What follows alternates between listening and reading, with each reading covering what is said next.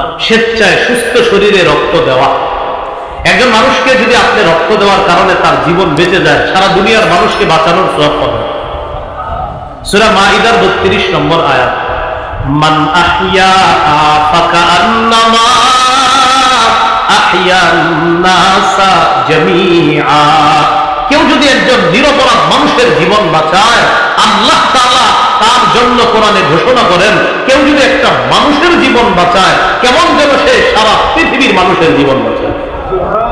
বিপরীত দিকে কেউ যদি একটা নিরপরাধ মানুষকে হত্যা করে, ফাকান্নামা কাতালান নাসা জামিআ, সে কেমন যেন সারা পৃথিবীর মানুষকে হত্যা করে। হত্যা, নৃশংসতা থেকে আমাদের এই দেশ দেশের মানুষকে আল্লাহ হেফাজত করেন।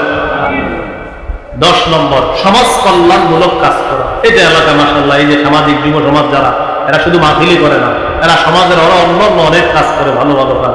তো এই কাজগুলা বর্তমানে তাদের পাশেও এটা করা যায়।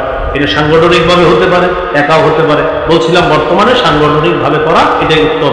এর সবচেয়ে শ্রেষ্ঠ দৃষ্টান্ত হলো 25 বছর বয়সে মুহাম্মদুর রাসূলুল্লাহ সাল্লাল্লাহু আলাইহি সাল্লাম, 25 বছর বয়স থেকেই রাসূল সাল্লাল্লাহু আলাইহি সাল্লাম মানবিক যে সমস্ত কাজগুলো আছে, মানবতার সেবা, অসহায় মানুষদের পাশে দাঁড়ানো, বিধবাদের পাশে দাঁড়ানো, যারা ক্ষুধার্ত তাদের পাশে দাঁড়ানো, যারা বোঝা বহন করতে পারে না তাদের বোঝা বহন করা, যাদের পোশাক নাই তাদের পোশাকের ব্যবস্থা করে দেওয়া।